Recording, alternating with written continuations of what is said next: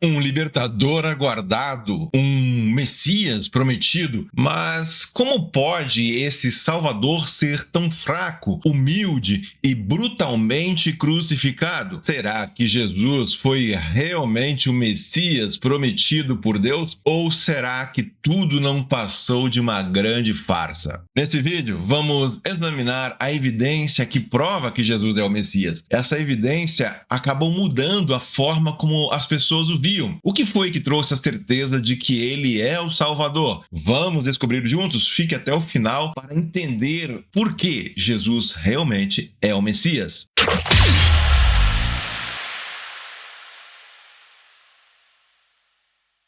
Seria Jesus realmente o Messias? Por que então tantos duvidaram e até rejeitaram Jesus como Messias? Quais foram as evidências de que Jesus é realmente o Messias esperado? No contexto bíblico, o termo Messias se origina do hebraico e significa ungido, escolhido ou até mesmo consagrado. É um título que se refere ao futuro Salvador de Israel, que seria enviado por Deus para redimir o povo de seus pecados e estabelecer um reino de paz e de justiça. Mas sabemos que principalmente os líderes da religião judaica na época rejeitaram Jesus. Muitos outros personagens bíblicos expressaram dúvidas a respeito de Jesus. Seria ele realmente o Messias? Porque muitos líderes religiosos e até mesmo alguns seguidores de Jesus questionaram sua identidade. Vamos dar uma olhada mais profunda nos momentos em que até os mais próximos de Jesus duvidaram. Veja o exemplo de João Batista. Embora João Batista tenha preparado o caminho para Jesus e tenha batizado Jesus, ele teve um momento de dúvida enquanto estava na prisão. João chegou ao ponto de enviar seus discípulos para perguntar a Jesus se ele era o Messias esperado. João, ouvindo no cárcere falar dos feitos de Cristo, enviou 2 dos seus discípulos a dizer-lhe: "És tu aquele que havia de vir ou esperamos outro?" Mas João Batista não foi o único. Embora os discípulos de Jesus fossem seus seguidores mais próximos, em diversos momentos eles demonstraram não compreender plenamente quem Jesus era. Temos o conhecido pedido de Filipe. Disse-lhe Filipe: "Senhor, mostra-nos o Pai, o que nos basta." Quem nunca ouviu falar de Tomé, que ficou famoso por expressar as suas dúvidas? Os próprios irmãos de Jesus, durante o seu ministério público, não acreditavam que ele fosse o Messias. Isso é mencionado explicitamente em João, quando eles até parecem zombar, tiraram sarro de Jesus. Disseram-lhe, pois, seus irmãos: "Sai daqui, vai para a Judéia, para que também os teus discípulos vejam as obras que fazes. Porque não há ninguém que procure ser conhecido que faça coisa alguma em oculto. Se fazes estas coisas, manifesta-te ao mundo, porque nem mesmo os seus irmãos criam nele." Vemos com isso que aceitar Jesus ou qualquer outra pessoa como sendo o Messias esperado por Israel não era algo simples. Os líderes religiosos, os judeus, fariseus, os saduceus, os escribas, foram alguns dos mais persistentes críticos de Jesus, duvidando ou rejeitando a sua identidade como Messias. Eles questionavam constantemente seus ensinamentos e milagres e acusaram-no de blasfêmia quando ele afirmou ser o Filho de Deus. Os judeus reuniram-se ao redor dele e perguntaram: "Até quando nos deixará em suspense? Se é você o Cristo, diga-nos abertamente." Logo eles, que tão bem conheciam as Escrituras e as profecias, também as pessoas da região em que Jesus nasceu, Nazaré, tiveram dificuldades em acreditar que ele fosse o Messias devido à familiaridade que essas pessoas tinham com os parentes, com a própria família e a origem humilde de Jesus. Eles até tentaram expulsá-lo da cidade após uma de suas pregações. "Não é este o filho do carpinteiro? E não se chama sua mãe Maria e seus irmãos Tiago e José, Simão e Judas? E não estão entre nós todas as suas irmãs? De onde lhe veio, pois, tudo isto?" E escandalizavam-se nele. E nós temos ainda 2 discípulos que caminhavam para a vila de Emaús após a morte de Jesus. Eles estavam desanimados, confusos sobre quem Jesus realmente era. Eles tinham esperado que Jesus fosse o Messias que redimiria Israel, mas estavam perplexos após a sua morte. O entregaram para ser condenado à morte e o crucificaram. E nós esperávamos que era ele que ia trazer a redenção a Israel. E hoje é o 3º dia desde que tudo isso aconteceu.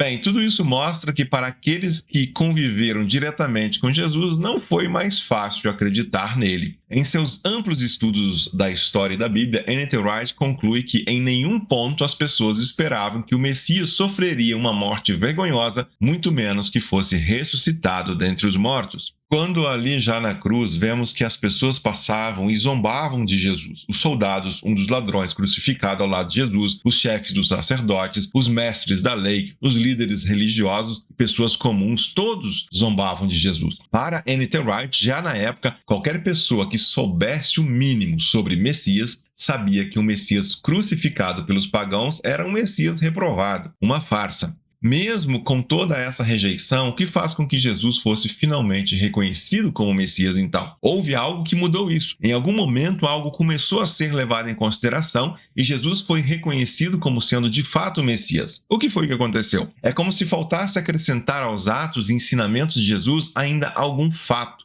um acontecimento que confirmasse que ele de fato é o Messias. Então veja, o que fez com que muitas pessoas começassem a ter a certeza de que Jesus era o Messias é que ele, além de tudo que ele disse, além de tudo que ele fez, apesar da forma como foi morto, ressuscitou. Foi a firme crença na ressurreição de Jesus que confirmou a sua identidade como sendo o Messias de Deus, o enviado de Deus. É com esta perspectiva, por exemplo, que o apóstolo Paulo escreve a sua carta aos Romanos. A ressurreição corpórea de Jesus é o fundamento desta carta de Paulo. Declarado Filho de Deus em poder, segundo o Espírito de santificação, pela ressurreição dentre os mortos, Jesus Cristo, nosso Senhor, escreve Paulo. A ressurreição declara que Jesus é quem dizia ser. A ideia principal de Paulo é que a ressurreição declara Jesus de Nazaré, descendente de Davi, verdadeiramente o Messias, o Filho de Deus.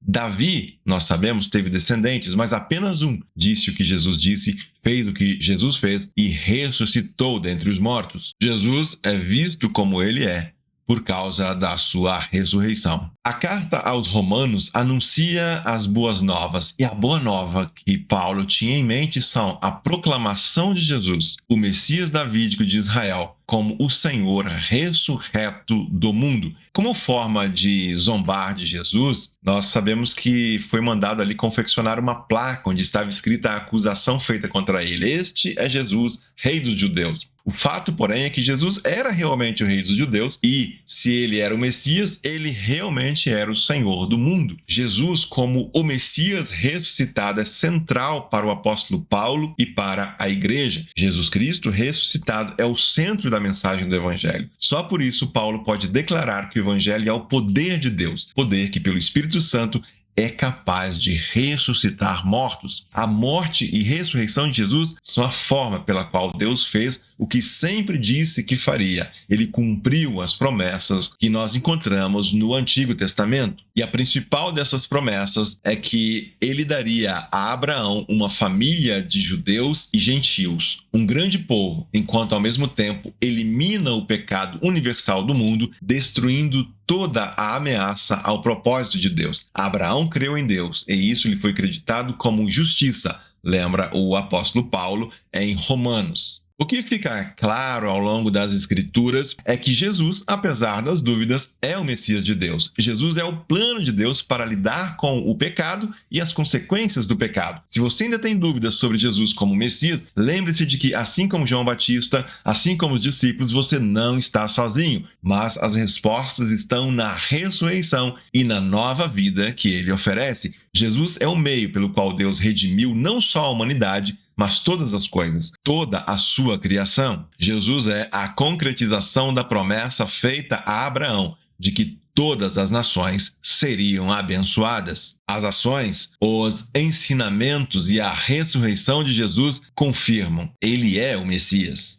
A nossa justificação em Cristo passa pela ressurreição de Jesus, pois assim como Jesus ressuscitou, também todo aquele que está em Cristo recebe nova vida e participará da sua ressurreição. Paulo é muito claro quanto a isso em sua carta aos Romanos. Vejam como ele se expressa. Vocês não sabem que todos nós que fomos batizados em Cristo Jesus, fomos batizados em sua morte? Portanto, fomos sepultados com ele na morte por meio do batismo, a fim de que, assim como Cristo foi ressuscitado dos mortos mediante a glória do Pai, também nós vivamos uma vida nova. Se dessa forma fomos unidos a ele na semelhança da sua morte, certamente o seremos também na semelhança da sua ressurreição. Vejam que mensagem maravilhosa!